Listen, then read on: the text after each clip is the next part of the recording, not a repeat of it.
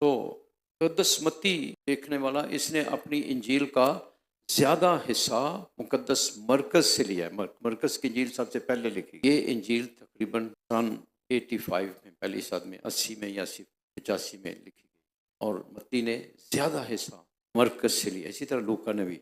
تو لیکن متی کا اور اس میں اپنا ایک آئیڈینٹی ہے لکھنے کی. متی اپنی انجیل کو مرکز کی طرح اسی طریقے سے اسکیم دیتا ہے. متی کیا بتانا چاہتا ہے؟ جس طرح موسیٰ پہاڑ پر، یسوع مسیح دوسرا موسیٰ ہے. اس موسیٰ کے ذریعے خدا نے بنی اسرائیل کو غلامی سے رہائی دی.